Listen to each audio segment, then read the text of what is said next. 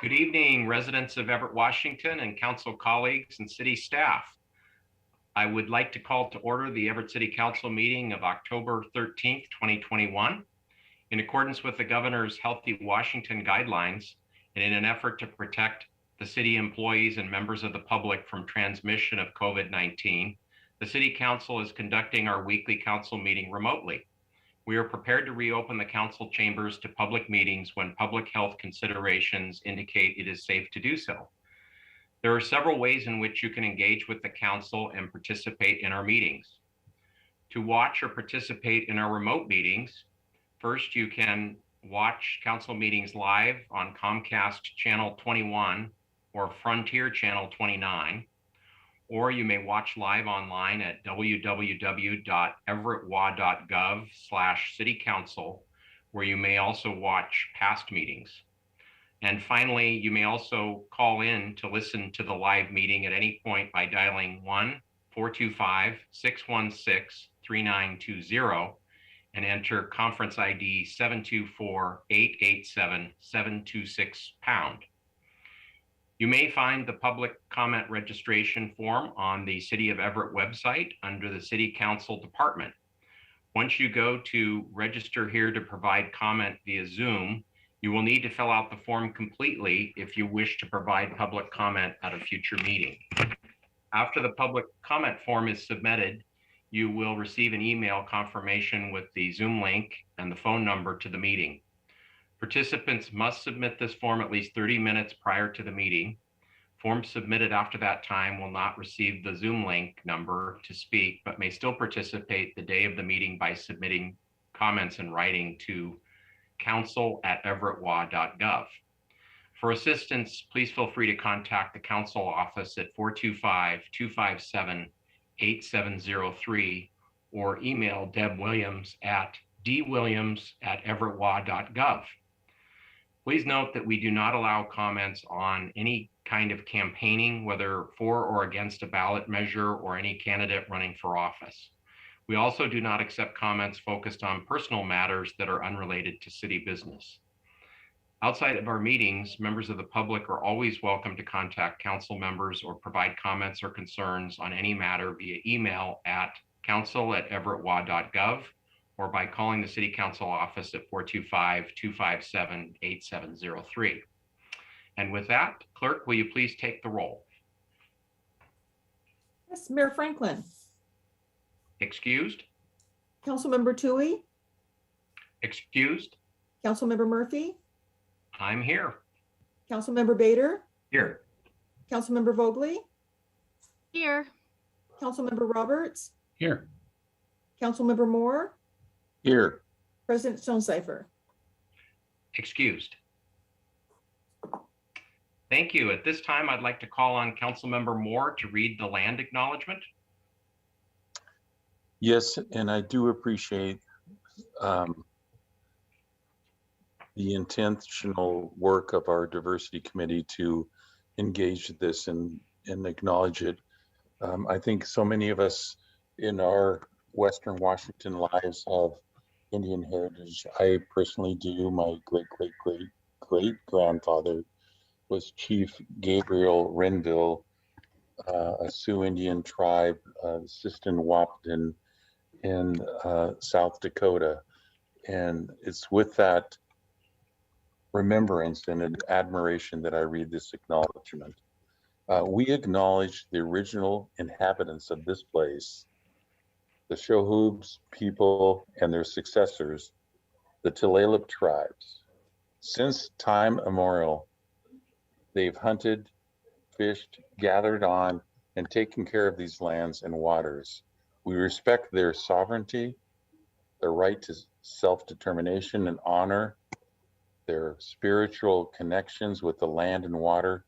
We strive to be honest about our past mistakes and bring about a future that includes their people, stories, and voices to form a more just and equitable society. And I say that knowing that 2 days ago was what is now recognized also as Indigenous Peoples Day. So thank you very much.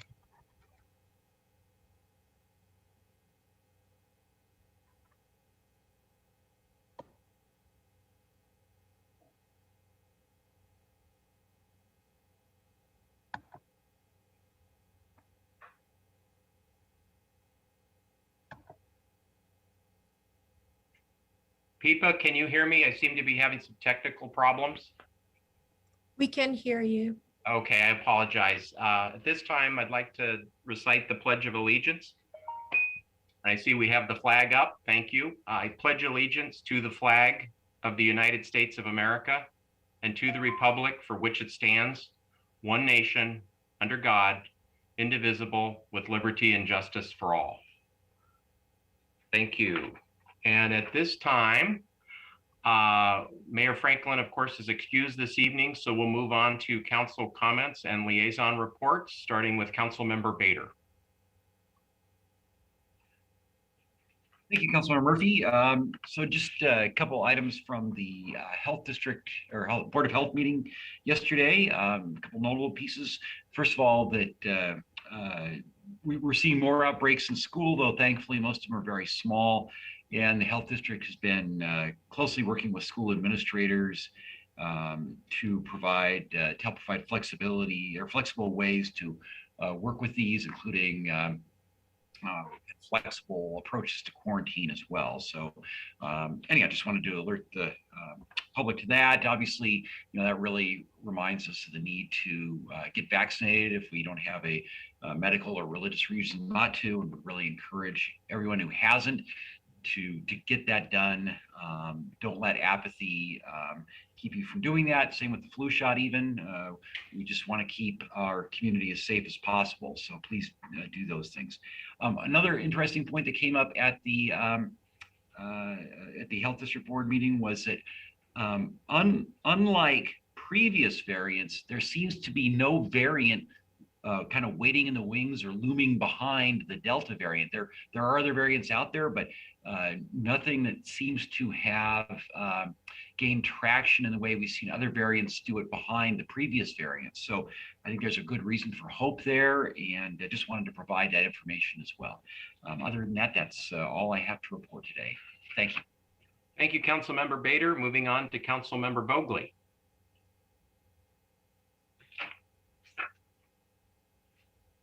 I'm here. That was quick. Hello, everybody. Let's see. I attended the Westmont Holly Neighborhood Association meeting last night, but I won't comment much on that except for that it happened. And turning my ringer off.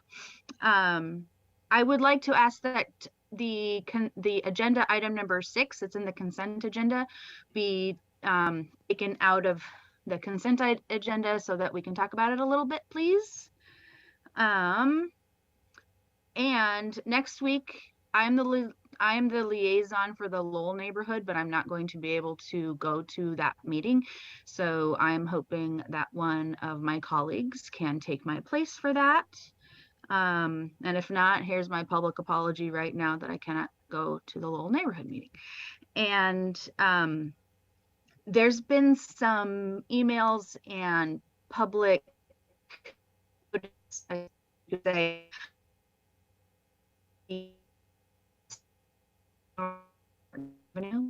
and I have a couple questions for Public Works. I do not expect them to be answered tonight because I have not told anybody about these questions up until this very moment. So some folks over there are curious if a speed bump or speed hump could be put in. And my question to Public Works is, if a speed bump was to be put in at the top of the hill, because I'm imagining that's where it would be, how much air could be caught by somebody speeding up the hill and using that speed bump as a projectile? I say that with a smile, but I'm just curious if that's even a thing or if it would just really mess around with people's cars. Also, if a person is driving uphill in a manual transmission vehicle and it stalls out at the top, would that mean, if you're going to stall out at the top of a hill, you'd probably have to go backwards, and that might cause some issues. But what if, sorry, my dog is barking. What if it just turned into a one-way street? I'm just putting out some questions that I don't know if the Norton Avenue folks have asked Public Works, but yeah, so only allowing a south flow. I wonder how the folks would think of that. So public, give me a call, and Public Works, maybe there's some answers that could be had. That's all I've got. Thank you so much. Thank you, Councilmember Vogely. Moving on to Councilmember Roberts. Thanks, President Murphy. I have 3 items to report on tonight. The first was my the regular monthly scheduled meeting with the Planning and Community Development Department. Did have an opportunity to thank them and the staff for the great work on Rethink Housing. Also talked about the comp plan update, which I think we'll be hearing more about before the end of the year. And associated with that, talked about Baker Heights, because I know that they're working on a master plan, but haven't seen the rollout of that since April, and want to make sure that that gets incorporated into the comprehensive plan. And also there's outreach with the neighborhood. There was really some pretty good outreach with the neighborhood, and work done by GGLO architects on that master plan. And so I know there's more coming, but we haven't seen it yet. And there is essentially, I think, at least there could be some kind of rezone process or plan development overlay that would need to be plugged into the comp plan. So we talked about that. We talked about the pallet shelter update and sort of a housing update there. Just to summarize, that work seems to be going well. That is to say, the work at the Everett Gospel Mission with the pallet shelters seems to be going well. And of course, as the council is aware, now we're looking at both some additional units there and potentially some other places in the city where pallet shelters could be stood up. The second item I want to report on is I stood in for Judy Toohey, Councilmember Toohey, on the Cultural Arts Commission meeting on Monday, and we heard a presentation from Everett Station District Alliance on art in and around the station area, and that was really a very interesting discussion, and they're planning for some art along the streets and so on. And so that presentation was made. Also, the Everett Chamber Orchestra, the Pacific Chamber Orchestra is planning a concert on December 5. I think I have that date right, a holiday event. So stay tuned for that. And I hope we'll be getting some information. I'll just ask if Tyler Chisholm can make sure that that gets out to all the council members. And then there was discussion about the Arts Grants Award and the, excuse me, the WENT Awards. And then thirdly, I attended the Riverside neighborhood meeting where we heard a presentation from Lieutenant Fairchild of the Everett Police Department, who talked about the issues that they're working through with police reform and working on the streets. We also heard about Evergreen Recovery Center, and we have on our agenda tonight a street vacation, which is associated with their project. I would just say this is a project for housing women and children, and it is a fantastic project. I was told by Katrina Lindahl from the Riverside neighborhood to make sure that I said that the neighborhood there is very much in favor of this, and there is not in my backyard concern. But I also want to tip my hat to Linda Grant and her staff at the Evergreen Recovery Center. That center is doing some remarkable work, not only in Everett, but in Snohomish County. And they are also working with our police department and our designated crisis responders and so on, working on the street. So some great stuff going on. And then I reported on Rethink Housing to that neighborhood.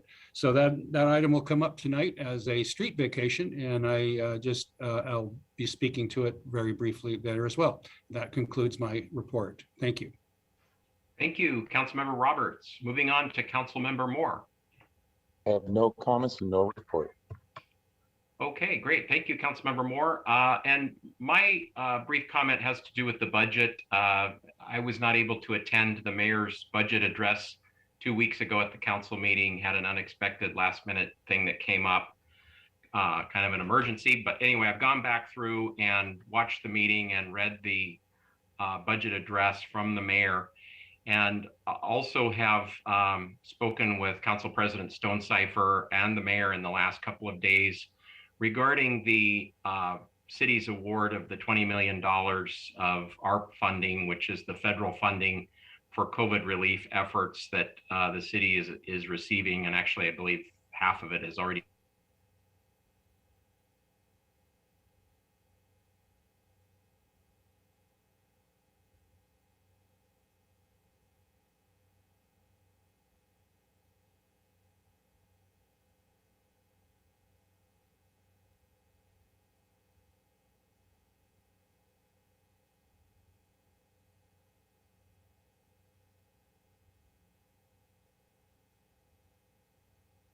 This is Pipa, and I apologize for the interruption.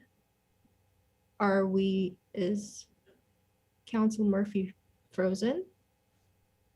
Yes, okay. Thank you. Mr. Murphy, we lost you after mentioning ARP. That you okay, have spoken yeah. to. For some reason, I'm having some connection problems. I'll try to get through this quickly here, and hopefully I won't phase out again. But in any event, the long and the short of it is I'm asking if we can try to accelerate the discussion by at least 2 or 3 weeks, where the council could start talking about the $20 million of ARP funding in the context of some of the things that we might want to do as part of our budget for 2022. And so I'm working with the mayor and Council President Stonecipher to try to accelerate that. And I think they're both open to looking for an opportunity to try to schedule that. So just wanted to give the council and the community a heads up that that is coming from a budget standpoint. And that's all I have this evening. Moving along, is there anything from administration this evening? No update this evening, Councilmember Murphy. Thank you so much, but I appreciate your comments. And yes, we will coordinate with yourself and Council President Stonecipher as we move those items forward. Great, thank you very much. Moving on to the city attorney, Mr. Hall. Nothing to report tonight and no executive session. Thank you.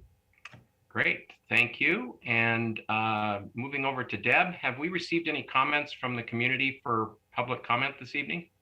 Good evening, Councilmember Murphy. I've received no written comment. I do have one community member wishing to speak. When I call your name, please unmute yourself. Please turn on your camera if you're able. Please begin by giving your name and your city of residence, and please remember to limit your comments to 3 minutes. And at 30 seconds, I will ask you to wrap up. Angela DiFilippo, please unmute yourself, and if you can, turn on your camera. Thank you, Deb. Hello, Council. Good evening. My name is Angela DiFilippo, and I live in Everett. I have some comments regarding last week's meeting.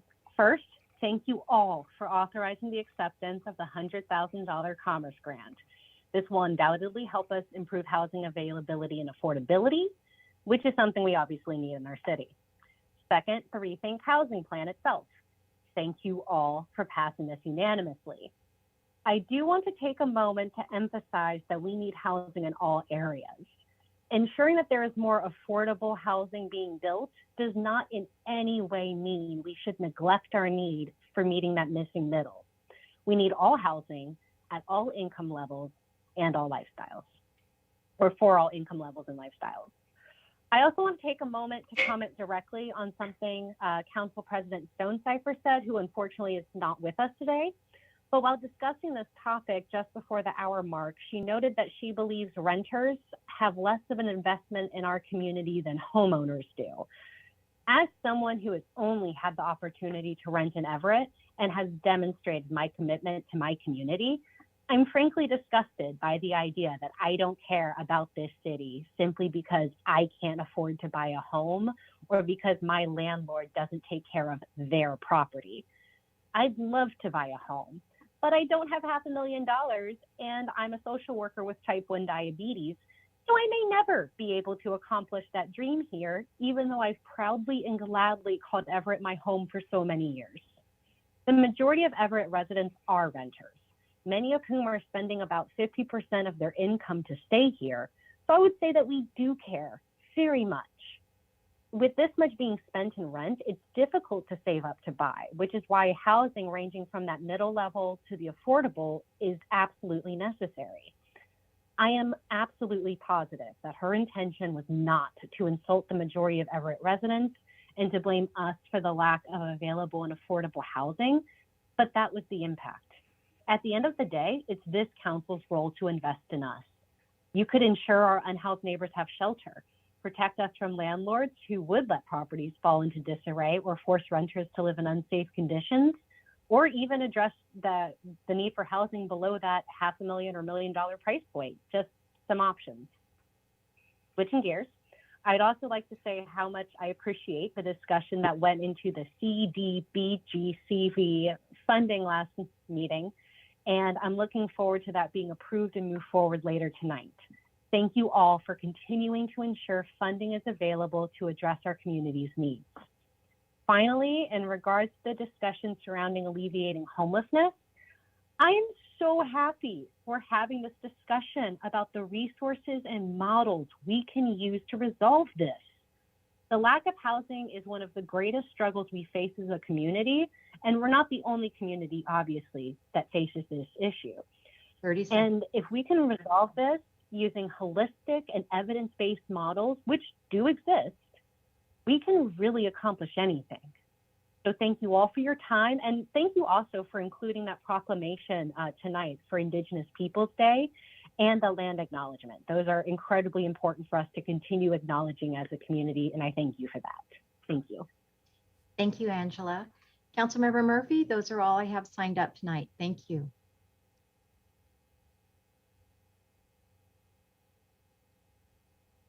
It looks like he has a wonderful, oh, now he's gone. But it was a nice picture to be frozen on.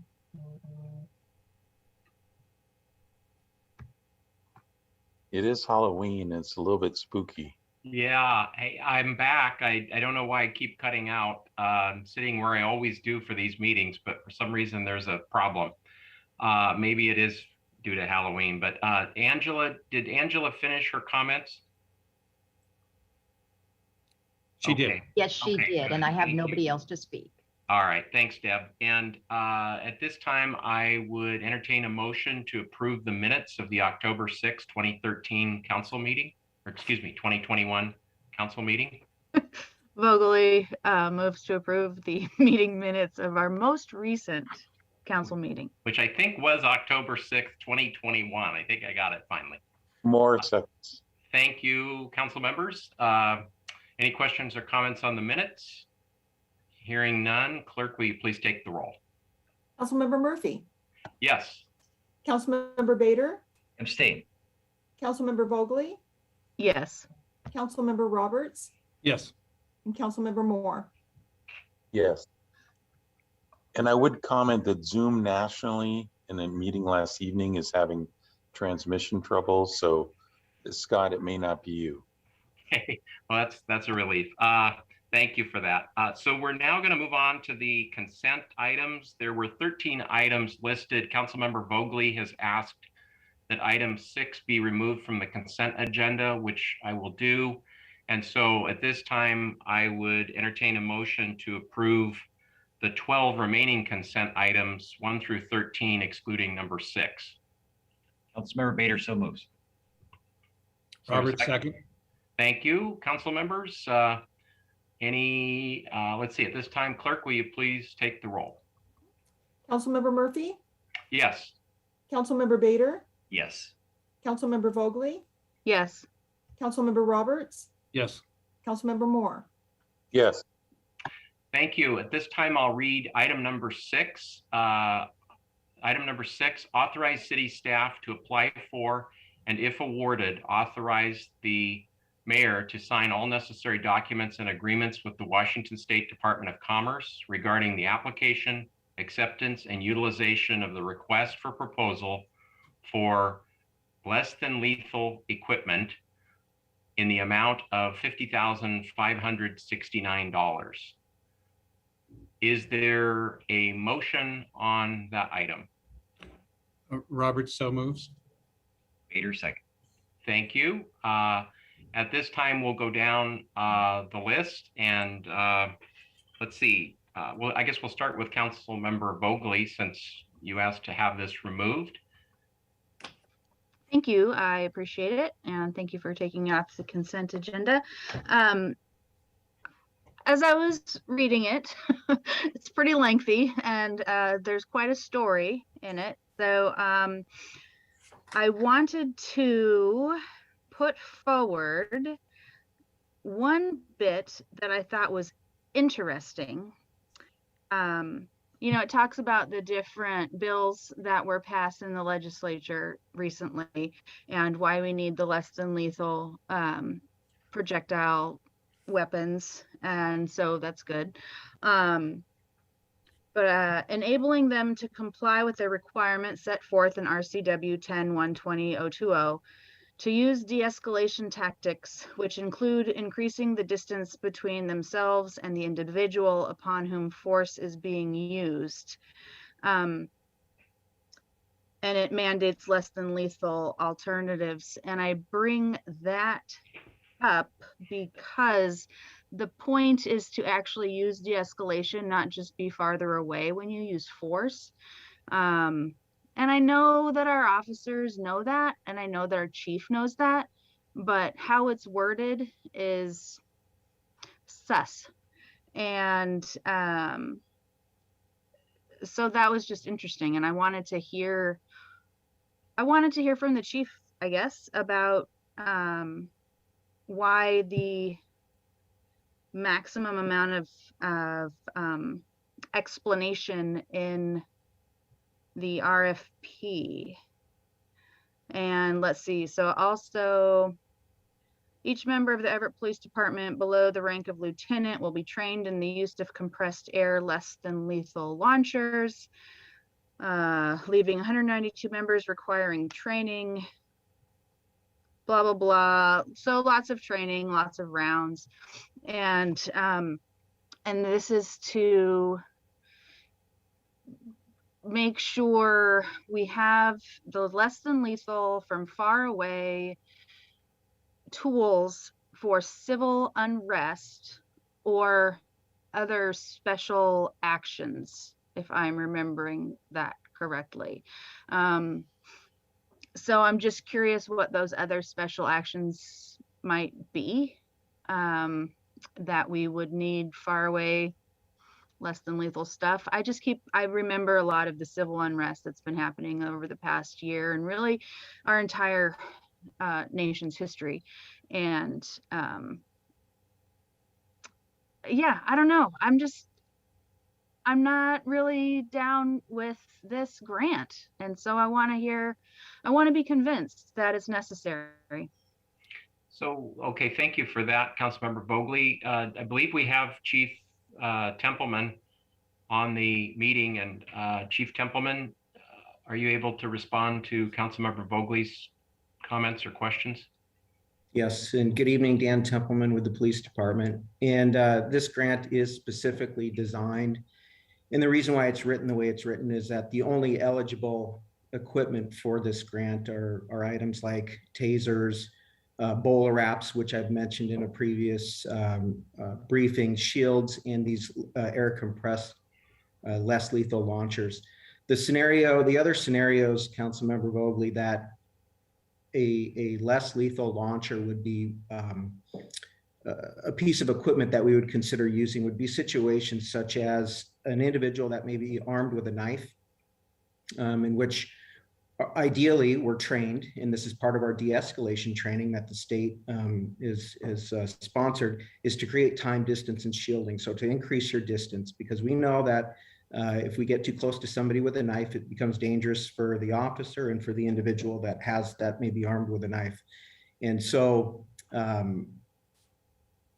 without proper less lethal tools that allow us to maintain that safe distance, we revert to our firearms. That's the only tool that we would have available in those types of situations. And so less lethal launchers will allow us to create that standoff distance to allow us to take somebody into custody with minimal injury. And when we were using our 37 and 40 millimeter launchers, that's exactly how they were deployed. As it relates to de-escalation, and I was listening to your comments, and de-escalation obviously is trained throughout our agency. It is, if you go through our use of force policy, you will count up numerous places within our use of force policy where the words de-escalation and are used. That's part of this training that we will train our officers. It's part of all the patrol tactics training that every one of us are going through this year, including myself. We're a regional training site for that statewide training. So hopefully that answers your question. That's one example of where this type of tool would be useful and would be safer for the officer and safer for the individual that may be armed. Is there any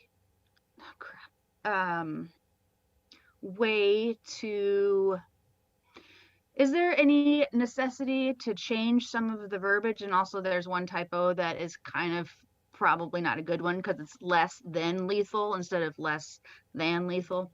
That's just, it's a small thing, but can any of the language be changed, or does it all have to go forward like this as it stands right now?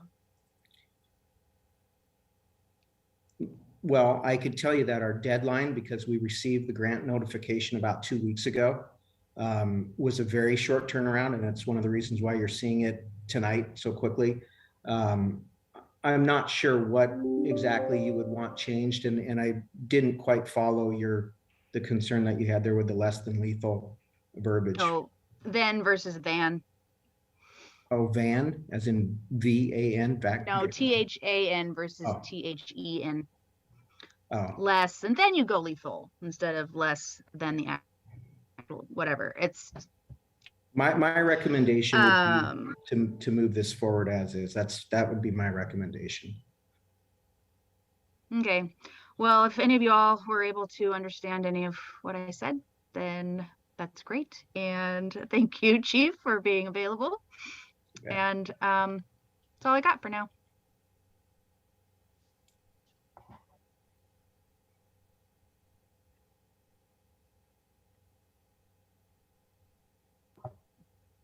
You're back. I'm done. I think Scott is frozen again. Okay, I'm back again. I just faded out just as Councilmember Vogely was finishing her comments. I think I do want to see whether or not any of the other council members would have any questions or further comments at this time. Councilmember Bader? Nope, thanks, Chief, for the response, and no questions. Okay, thanks. Councilmember Roberts?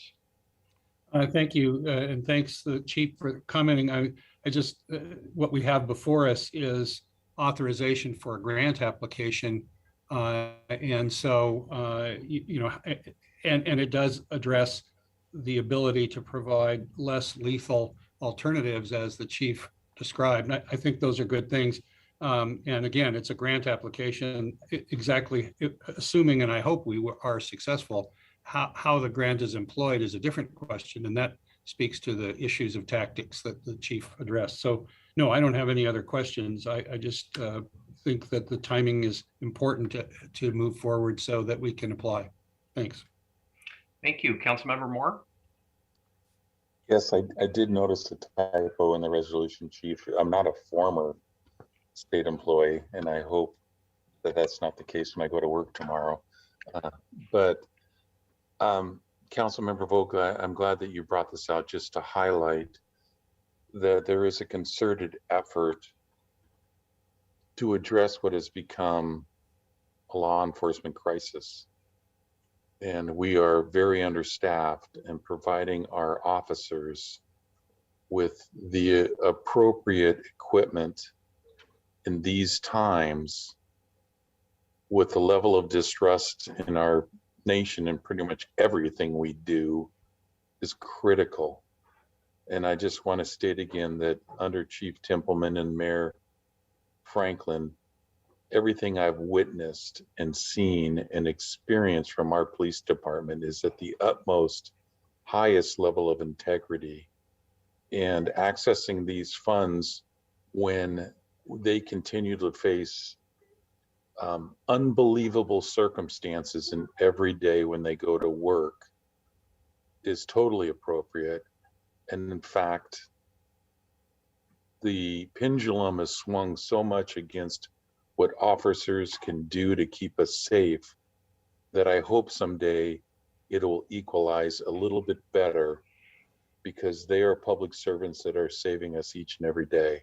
So I appreciate you bringing it out, but I want our public to know that we are understaffed, and the people that want to do this work, given all the scrutiny, given all the pressure, given all the criticism, given all the public outcry, who would want to do it? So please support your local Everett Police Department and thank them every day when you see them on the street for what they're willing to do. Thank you. Thank you, Councilmember Moore. And my comments would echo Councilmember Moore's. I've had the opportunity and honor to be the liaison to the police department all this year. And I have had numerous meetings with the chief and many of his staff, and have gone through pretty much the entire police department from top to bottom and side to side, and talked about a lot of their procedures and you know, the policies and you know, the challenges. And I agree with Councilmember Moore. You know, the job that we ask our police to do is very challenging, and has become more challenging in this past year with the with some of the police reform laws that were passed that provided some ambiguity. So as I've said many times, I think that we need to support our police department. We need to make sure that they're well trained, that they have all of the equipment necessary to be effective and do their job successfully. And if there's an opportunity here to acquire some of this equipment that's now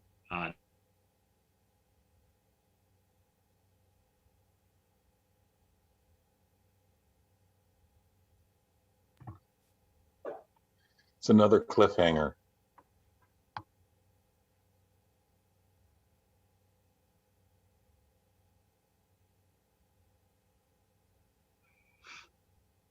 While he's frozen, I certainly believe our law enforcement have been trained well and are under good leadership with Chief Templeman.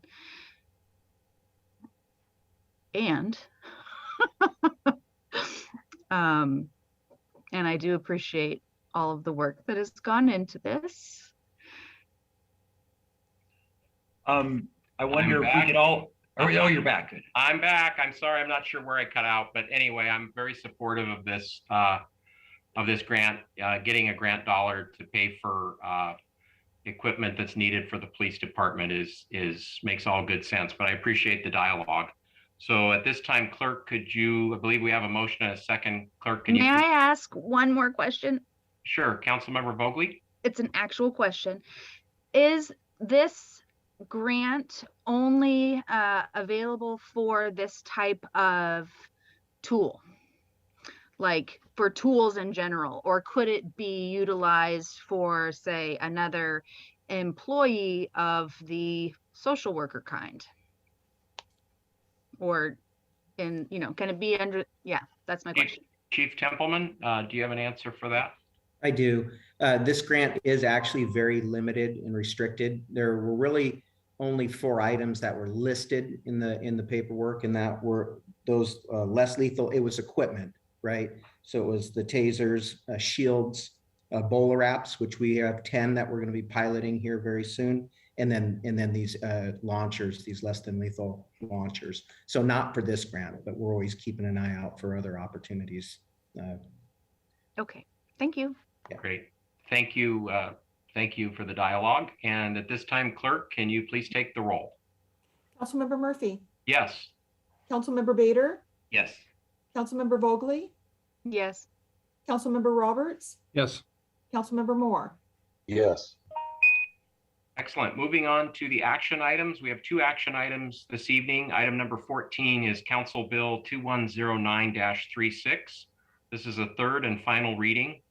Adopt the proposed ordinance vacating a portion of Summit Avenue lying between 26th Street and the east-west alleys located south of 2601 Summit Avenue and 2614 Summit Avenue, together with that portion of the east-west alley abutting 2601 Summit Avenue. Do I have a motion? Roberts moves approval. Bader, Thank you. Is there a second? Bader. Second. Vogely seconds. I don't know if somebody else did too. Okay, we have a motion and a second. And are there any questions? Councilmember Bader. No questions or comments? Thanks. Thank you. Thank you. Councilmember Vogely. I love that this is happening. That's all. Thank you. Councilmember Roberts. I would only add that, you know, when we have a street vacation, we have a process for that, and it really doesn't have, it's blind, so to speak, as to what the purpose of the vacation is. But in this case, it really is a wonderful project. And so it's exciting to move it forward. And it's exciting to move forward a project that doesn't have opposition from a neighborhood to bring housing into that neighborhood. That's really critical. So it's just exciting. And it was really fun to hear the neighborhood talk with the applicant about what a great project it was. So no, I don't have anything else to add. Thanks. Thank you. Councilmember Moore. No comments. Thank you. And I have no questions or comments. Clerk, will you please take the roll? Councilmember Murphy, Yes. Councilmember Bader, Yes. Councilmember Vogely, Yes. Councilmember Roberts, Yes. Councilmember Moore. Yes. Thank you. Moving on to item number 15, adopt resolution concerning 2022 human needs priorities and reallocations of CDBG CV funds. Do I have a motion? Councilmember Bader, so moves. Roberts, second. Thank you. Motion and second. Before I ask the council if they have any questions, I do want to call on Kimbra Landry to see if there's any further information from staff on this particular item. Yes. Kimbra? Yes, thank you, Councilmember Murphy. So just 1 second and I will get my screen shared.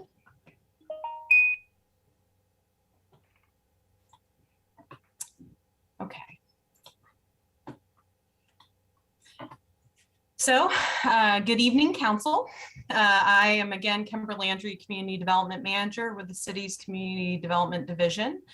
And I'm here to follow up on the items briefed at last week's meeting on the Citizen Advisory Committee's recommendation for the 2022 priority needs of the Human Needs Program Year and reallocations of the city's Community Development Block Grant COVID funds, or CDBG CV funds. Very wordy in that acronym. So following discussion on the items last week, additional information was requested on the CDBG CV funding allocations. In the furthest left-hand column, we can see that there's a breakdown of CDBG CV funds that are split by the award from HUD. CV1 provided approximately $534,121 in response to COVID, and CV3 provided $789,857. In the middle column, we see that $489,121 of the CV1 funds were awarded and spent, and $441,760 of the CV3 funds were awarded.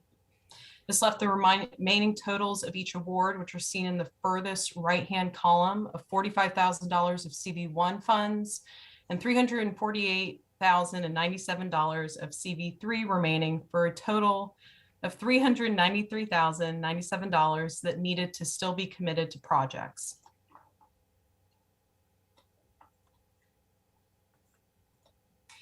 Listed on the screen now is a breakdown of the original award amount to the agency for COVID response, followed by an award increase, and then the total amount of COVID funds committed to the activity on the right. Due to the urgency and high need of allocating funds to directly respond to COVID and pandemic impacts, and under the direction of HUD, the uncommitted total of $393,097 was allocated to previously awarded COVID projects. And award allocations were based on a percentage of the original award in relation to the overall COVID funds available, and then adjusted following discussion with agencies in the Citizen Advisory Committee.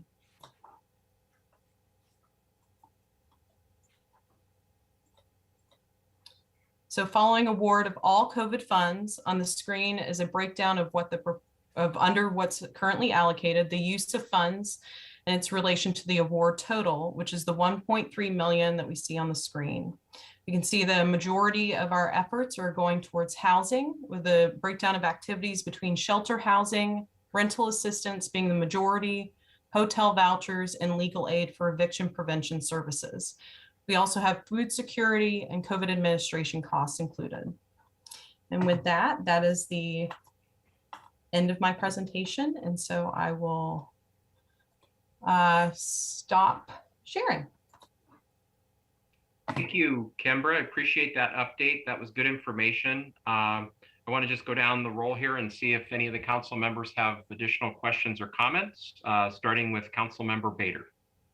No, that was great additional information. I watched the video of last week's meeting, so appreciate that briefing and appreciate this supplemental information, and eager to move forward. Thank you. Thank you, Council Member Vogely. Thank you very much, Kimbra. I'm glad you're here again. And oops, sorry, I've got a sneeze in my nose. No comments or questions or anything, just thumbs up. Great. Thank you very much. Council Member Roberts. I just thank the Kimbra and the staff for putting this together. You know, way back in my career, I spent a lot of years administering these funds, and so I have some appreciation for the complexity of the different pieces. Although that was all pre-COVID, so thank you very much for the great work. That's all I have. Thank you, Council Member Moore. Nice job, Kimbra. No questions. Thank you, and Kimbra, I just would add, you know, that it's good to see those dollars being put forward into the community and heavily weighted towards food and shelter, obviously two of the highest priorities right now for some of our community members. So again, thank you for your work and appreciate the focus of those dollars. Let's see, at this time, I would ask the clerk to please take the roll on item number 15. Councilmember Murphy, Yes. Councilmember Bader, Yes. Councilmember Vogely, Yes. Councilmember Roberts, Yes. and Councilmember Moore. Yes. Excellent. Moving on to the council briefing agenda. These items come before the City Council serving as a council committee of the whole and are likely to be scheduled at a future meeting. Item number 16 is Council Bill 2110-37. It's a first reading. Adopt the proposed ordinance approving the appropriations of the 2021 revised City of Everett budget and amending ordinance number 3825-21. Third and final reading expected on October 27th, 2021. And I believe we have Susie Haugen here to start us off. Susie. Well, thank you very much. And if you'll bear with me, I will share my screen. Okay. So good evening and thank you. This is the third proposed amendment to the 2021 budget that we have for you tonight.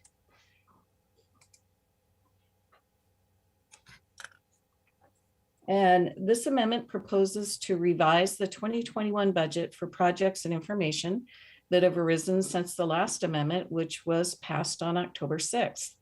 If approved, it will increase the citywide expenditure budget by $207,771. Snohomish County's street level issues and chronic homelessness have grown significantly as a result of the pandemic. And as the county seat and location for many related services, Everett has been particularly impacted. Additional resources are urgently needed to coordinate response efforts, to connect unsheltered residents with services and shelter, and to provide ongoing safety and sanitation for our businesses and neighborhoods. GGA 22 has three parts that together will work to address the city's growing challenges with chronic homelessness. It'll fund a homelessness response coordinator position that will develop and coordinate strategies to alleviate these issues. The new coordinator position will be added to the community development team. It also funds a 3-person street crew to respond to and address encampments. and it increases the non-departmental abatement provision by $50,000 to provide funding to engage a private contractor to assist the city staff in cleanup efforts as needed. Appropriation for the staffing in this amendment is for a partial year only to allow departments to hire before year end. However, these positions have been included as full year ongoing provisions in the 2022 proposed operating budget. We only have one non-general government amendment. This amendment appropriates the resources provided by Snohomish County to fund a motel shelter program to provide temporary housing for people experiencing homelessness and residing in unsanctioned encampments in Everett. The Community Outreach and Enforcement Team will administer these funds and coordinate the program, and no city match is required for this funding. And that concludes this amendment. It is a short one, but very important to be addressing these issues. And I'm happy to answer any questions. Thank you, Susie. We'll go down the line and see if any of the council members have questions or comments at this time, starting with Council Member Bader. None here. Appreciate the administration's emphasis and to focus on these funding items, especially the first few you mentioned. Thanks. Thank you. Council Member Vogely. Yes. So is it General Government 22, the cleanup? I can't remember the number and I'm not looking at it. I think I might have asked this question previously, and it is, are those funds paying for our Department of Corrections work team and I don't know, AFSCME or whoever would be in the Public Works cleanup? Yeah, like who is that? Who's being hired for that? So we have are hiring a 3-person street crew, and that will be City of Everett employees. I believe they will be AFSCME positions.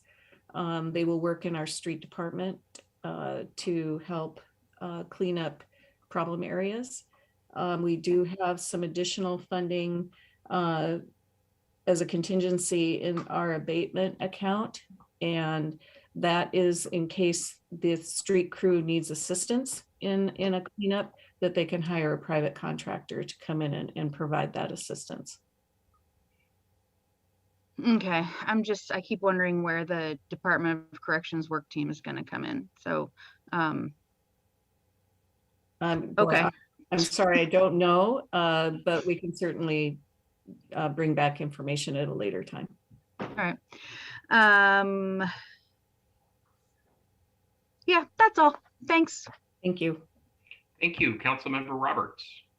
Thanks, President Murphy. Susie, thanks for the update. I echo the comments of support. I think this is the right focus and emphasis, and I really appreciate it. And I don't have anything else to add. Thanks. Thank you. Thank you. Councilmember Moore. Thank you, Susie. No questions. Thank you. Very good. Thank you. And I have no questions or comments. We'll see that coming back scheduled for October.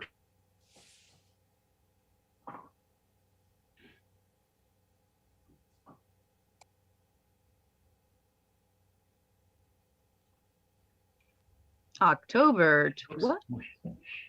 Well, it looks like Council Member Murphy is frozen again, and since we're at the end of our agenda, Deb handed me the script, and I guess I'm going to wrap up unless Scott pops back in here. He's going to turn up his heat because he keeps. Yes, frozen Papa Murphy. Anyhow, we won't go there. As noted at the start of this meeting and provided on the screen now, if it's coming up here, I think we're at the point of wrapping up. Yep, thanks. You may contact Deb Williams in the council office for instructions on watching, listening, or participating in our weekly meeting. She can be reached by phone at 425-257-8703 or by email at dwilliams@everettwa.gov. And with no further business, unless there's Councilmember Murphy, just in time to adjourn. Go for it. Thank you. I assume you went through the last little bit there. I apologize for all the technical challenges this evening, but with no further business, we are adjourned.